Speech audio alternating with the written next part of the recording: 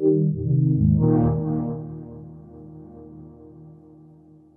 I'm Andy Dinh, the founder of TSM.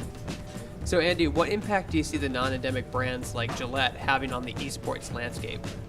I think that Gillette has a major impact on esports because it validifies esports as a mainstream, as something that's mainstream, right? So because they're one of the early movers, they're essentially validifying esports as a whole. It makes esports seem more professional. If you look at it from like a landscape of if you look at esports from an outside perspective, right, people that don't understand it, they kind of just stereotype it as like people in their basements playing games still.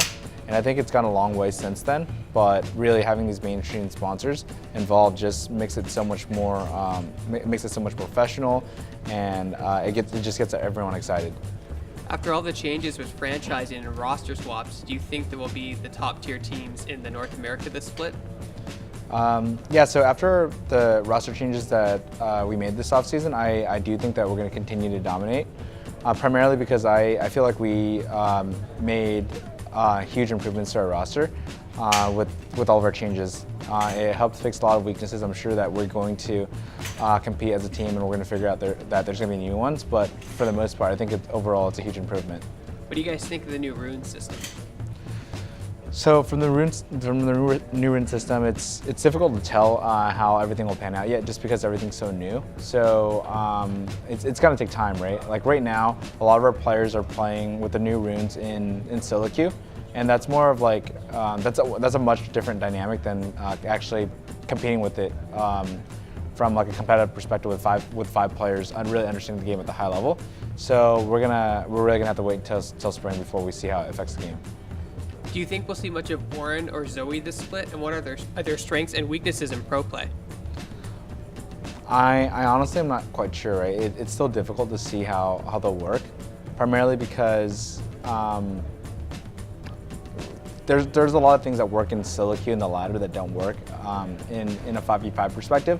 So I think that's like another question where we're just going to have to wait and see, but I can see them being played for sure. Where do you think your team will finish this split? It sounds a little arrogant, but I don't see us finishing below top 2, and if anything, I'm actually really confident that we'll finish first. Were you surprised to see SKT lose at the Samsung Worlds, and do you think they'll make it back into the top this year? I was not surprised that Samsung beat SKT, primarily because even if you look at the finals before, right, it came down to 5 games, and Samsung did actually have a lot of moments where it seemed like they were going to win the 5th game.